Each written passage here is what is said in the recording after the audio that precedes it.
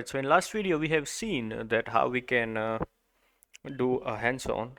We have seen on hands-on on Amazon Bedrock's CloudWatch, and so now let's break down how pricing works in Amazon Bedrock. So first is on demand.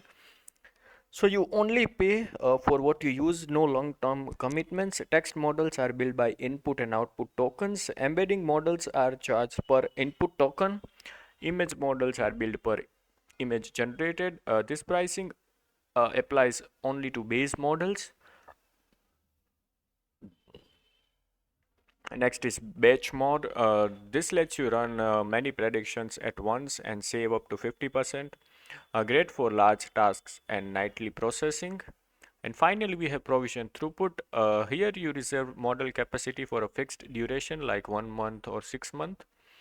You also define how many tokens per minute your model must support. This works on base models, fine-tuned models, and even custom models. So here's what cost order for improving models performance. So first is prompt engineering. This is the cheapest method and it requires no model training. Next is RAG or retrieval augmented generation. Instead of training the model, it pulls information from external knowledge sources, and this model stays unchanged, which reduces complexity and saves cost. Third is instruction based fine tuning. Here's the model is trained on specialized instruction datasets. This requires more compute and is more expensive. And the most costly domain adaptation fine tuning. The model is trained on domain specific data and requires heavy computational power. Now let's look at how you can optimize cost on Amazon Bedrock. On demand is best when your usage is unpredictable. Batch jobs can bring down your cost up to 50%. Provision throughput isn't mainly for saving money, but it guarantees capacity. Next is generation settings like temperature, top K and top P. Don't affect pricing at all, and model size matters. Smaller models usually cost less.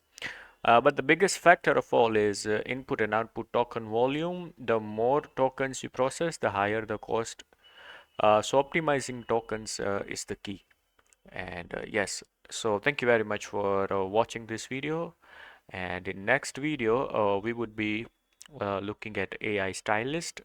And yes, thank you very much for watching this video. Make sure to like this video, share this video, subscribe to the video, subscribe to the channel, and don't forget to leave a comment. Thank you very much. If you have any question or any doubt, feel free to ask in the comment section below. I will answer you as soon as I can.